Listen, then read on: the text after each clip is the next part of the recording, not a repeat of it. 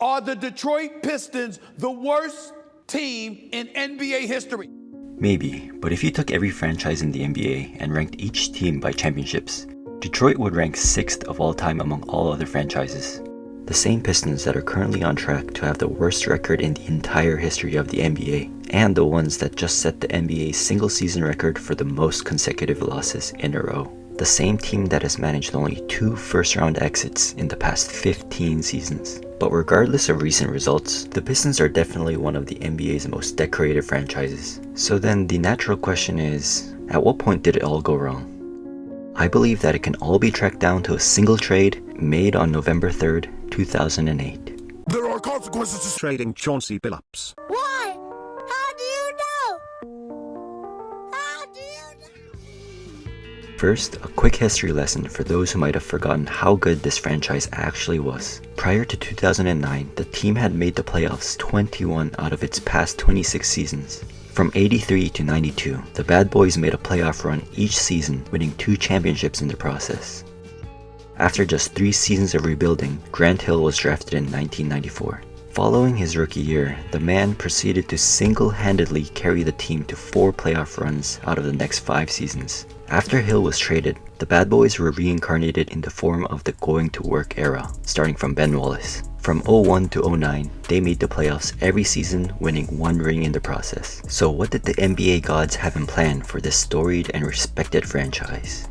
Well, apparently 15 years of poor drafting, poor roster choices, poor management, and injuries. So let's go back to the trade in 2008, made by mastermind general manager Joe Dumars. Here's some background context to the trade. The Pistons won a title in 2004 and nearly won again in 2005. However, after making it to the finals again in 05, they stalled out a bit. At that time, stalling out for Detroit meant 3 straight trips to the Eastern Conference Finals, but no NBA Finals appearance to show for it. With a starting group that referred to itself as the greatest 5 alive, Joe Dumars felt the squad's inability to get back to the pinnacle signaled that change was required.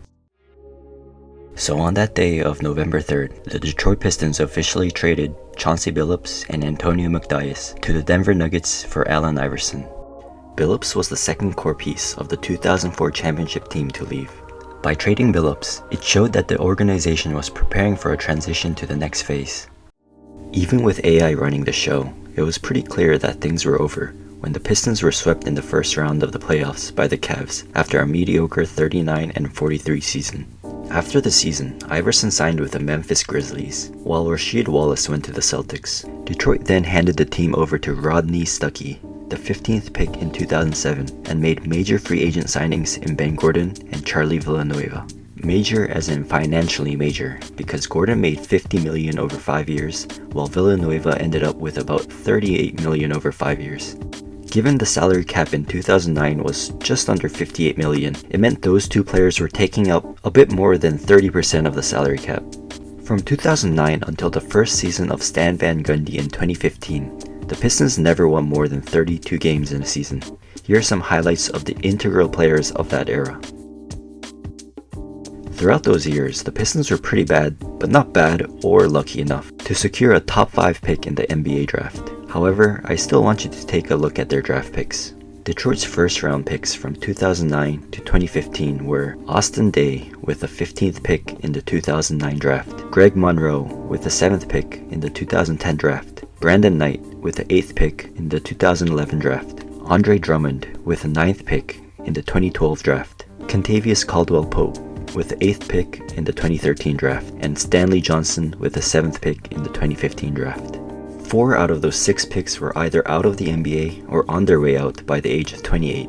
Drummond did sign a max deal with the Pistons in 2016, but never turned out to be the franchise-altering player that his contract suggested. KCP was a decent player in Detroit, but after the Pistons released him to free agency, he went on to become a key role player on title teams such as the Lakers and Nuggets.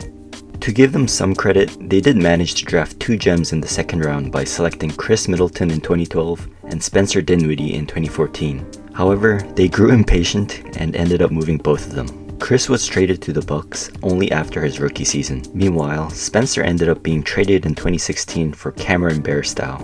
One after the other, the mistakes never seemed to end for the Pistons.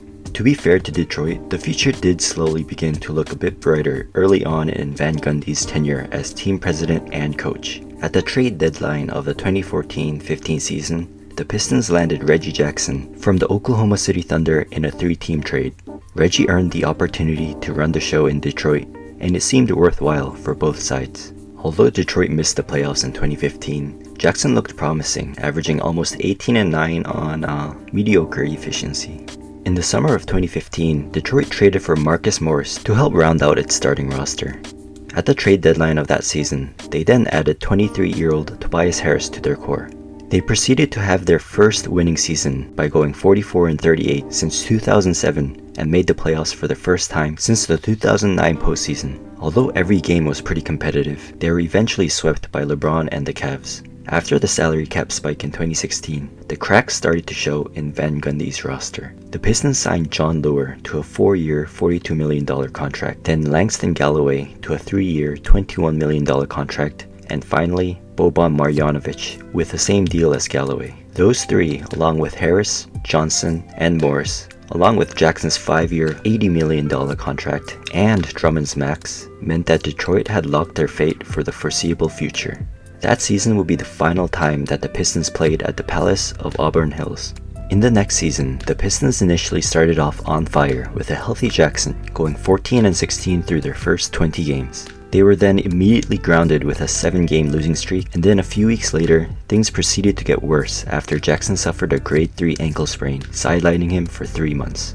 By early February, Detroit was hovering around a 50-50 winning percentage. That's when they decided to do something special to shake things up.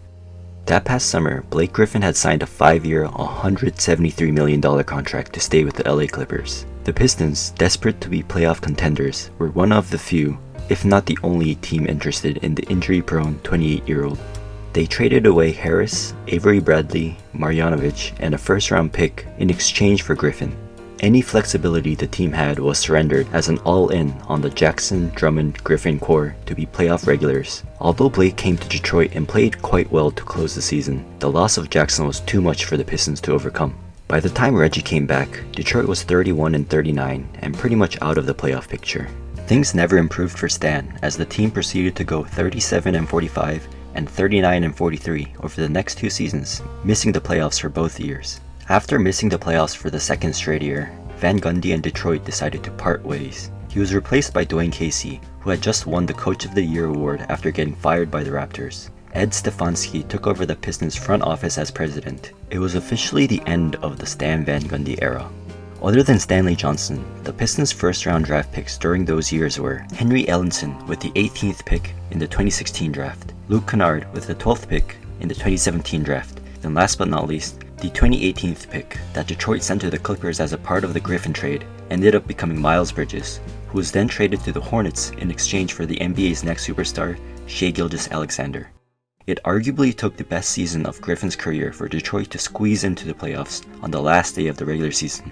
Griffin made the All-NBA third team that season by making one of the more impressive player transformations in recent NBA history, going from a rim-running athletic monster to a point forward able to hit contested threes with consistency. As a 32.8% career three-point shooter, Blake hit an impressive 36.2 on 7 attempts per game, while averaging a career-high 24.5 points. This was the season when he had the monstrous 50-point game in the win over Joel Embiid's Sixers. The man played his heart out during the entire season, diving for loose balls, and was basically second in the league for charges drawn. I truly believe he gave it all he had playing for the Pistons, but in the end, it didn't even matter as his body started giving up on him. Griffin's knee started to break down as he missed the last 7 games of the regular season. He also missed Detroit's first 2 playoff games against Milwaukee, but returned for the final 2 games only for the Pistons to get swept. For Detroit, the price of a 41-41 season and getting swept in the first round was the last of Blake's career.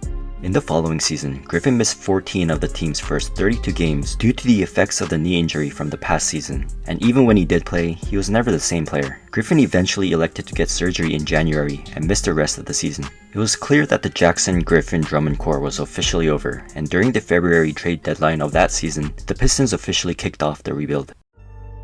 They traded Drummond, who still had another year left on his max deal, to the Cavaliers for expiring contracts and a second-round pick. Jackson's contract was then bought out as well. Detroit finished the COVID-shortened 1920 season with a 20-46 record. The next step for them was to hire Troy Weaver, who had spent a decade in Oklahoma City as assistant general manager, to be its new general manager. The Pistons, clearly one of the worst drafting teams in the NBA, decided to choose Weaver for his scouting and drafting background. For the first time, the Pistons wanted to rebuild immediately through the draft and with financial flexibility. With that said, in the 2020 draft, Weaver and the Pistons went into draft night with just one first-round pick, but finished with 3, choosing Killian Hayes with the 7th pick, Isaiah Stewart with the 16th pick, and Saddiq Bey with the 19th pick. They proceeded to sign Jeremy Grant and Mason Plumlee in the offseason for some veteran presence around their young players. Griffin was still on the team, but a shell of the player he once was. The Pistons had just 10 wins by February of the first season with Weaver in charge. In March, the team and Griffin agreed to a buyout to open up more minutes for young players and to start the process of getting his contract off the books. In the end, the return for the core of Jackson, Griffin, and Drummond were Brandon Knight, John Henson, a second-round pick, and a bit of cap space. They finished their season again with just 20 wins, but even more losses this time. That's when they finally got their lucky break, when Detroit won the NBA draft lottery in the summer of 2021. With their first pick in 51 years, they chose Cade Cunningham out of Oklahoma State. Going into the draft, Cunningham, by all accounts, was considered one of the most well-rounded prospects of the past several classes. Many scouts were considering him as a can't-miss talent. However, Cade's rookie season got off to a rough start due to an ankle injury in camp, and missed the first few weeks of his rookie season because of it. By the end of December, the young Pistons team was 5-28. After playing in just 26 games in the previous season due to a hip injury, sophomore Killian Hayes continued to struggle on the court. Saddiq Bey had better numbers than his rookie year, but was shooting with worse efficiency. Isaiah Stewart improved as a great hustler and a rebounder, but was still restricted to the paint at this point. But the young team began to slowly mesh, and Cade began to show flashes of stardom as Detroit finished their last 25 games with an 11-14 record, much better than what their 23-59 record suggested. Despite finishing with only 23 wins as the third worst team in the league, the Pistons would land the 5th pick in the 2022 draft. They finished the night leaving with Jalen Ivey, who was selected with the 5th pick, and Jalen Duren, who went 13th. As the following season started, the bad luck continued. Cade had been dealing with a shin injury since high school, and it started to flare up again during training camp going into his second season. After playing just 12 games to start the season, he sat out and elected to get a season-ending surgery. The absence of Cade was a major blow for the young Pistons team hoping to improve. As the hopeless season continued, they decided to take chances on young players elsewhere in an attempt to build up assets. The most notable trade was when they traded Saddiq Bey, who was looking for a higher extension than what Detroit wanted to pay, to Atlanta in return for 2022's second pick James Wiseman in a 4-team trade. Detroit hoped they could unlock Wiseman's potential, who has struggled to perform in Golden State. The thing is, the Pistons already had 3 young centers that they were trying to develop already: Marvin Bagley, Isaiah Stewart, and Jalen Duren. Without Cade, Detroit finished the season with an NBA worst 17 wins, the franchise's lowest win total since 1980. They had the highest odds of landing the number 1 pick, which this past summer was Frenchman Victor Wembanyama, who many considered the best prospect since LeBron. The only problem was that the Pistons found themselves picking 5th again. They ended up selecting Ausar Thompson at number 5. But not being able to land Wembanyama must have been painful for this seemingly cursed franchise. They tried to make amends by moving up from the 2nd round to the 25th pick to draft Marcus Sasser, as well as moving on from head coach Dwane Casey, hiring Monty Williams for $78.5 million. With Williams now in charge and the front office tired of losing, Detroit came into the season with hopes of a new era. Weaver told the media that the Pistons want to play meaningful basketball all the way until the end of the regular season. There were only a few problems with that. The inexperienced roster had gotten even younger, the veterans got injured during the training camp, and it was the first time in a year that Cade was going to be playing in an NBA game. They also had about $25 to $30 million in cap space this summer, but decided to hold off on any major signings for another offseason. Their biggest additions were 2 veterans on expiring contracts in Joe Harris and Monte Morris, with neither of them having much impact on the court for the Pistons so far. The young Pistons, after starting the season 2-1, saw that one loss quickly turn into 10, then 20, then 28. No one on the roster knew how to win because no one had done it at the NBA level before. Injuries early on destroyed any chances of chemistry. Meanwhile, Monty Williams is struggling to coach and develop this young team. Troy Weaver and his staff haven't necessarily put together the most impressive roster either. With that said, I don't think this team will end up with the worst record in history, especially after what happened last night, when they beat the #1 seed in the West without Cade. Like he said before, they definitely aren't 2-26 bad. After I started making this video, they've gone 2-1, and they only need one more win to tie the Bobcats record. As long as the team is guided in the right path, they have the potential to make the playoffs in the future, especially with promising talent like Jalen Duren on the team. Thanks for watching.